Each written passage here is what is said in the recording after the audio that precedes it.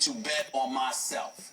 I think I'm worth more than $44 million over 5 years. So if I want to do a 3-year deal, right, you should be able to do that for me.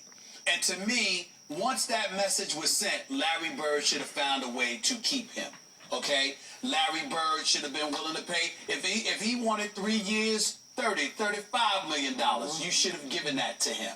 You understand? So what? He's going to be in a position to re-up in 3 years. You are trying to compete for a championship now. LeBron James just left for Cleveland. You have an opportunity to claim the Eastern Conference because the big three are not in your face anymore. You've got to have the foresight to see that and to say, I'm going to sit there and snatch this while I can. Not to mention, Skip, and I'm not knocking the players for this because they're young and they feel the way that they feel, but Paul George saying immediately after losing the series to Miami when asked if he wanted Lance Stephenson as a teammate next season, I don't know.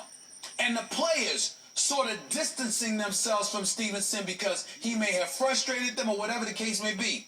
It was incumbent upon Larry Bird to step up while the playoffs were going on and saying, look, I'm going to talk to the dude because there's things that I think he may need to do differently. But this is an incredibly important component for our franchise. He's a future of this franchise. We value him. He's incredibly valuable to us, and we don't want to lose him. I heard none of that from Larry Bird.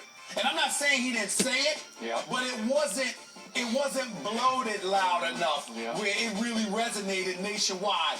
We were speculating throughout the playoffs whether Lance Stephenson would be in Indiana or not and how much money he cost himself because of the antics of blowing in the air and all of this other stuff.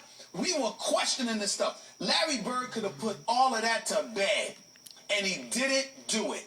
And I dare say it may have cost the Indiana Pacers a shot at the Eastern Conference crown.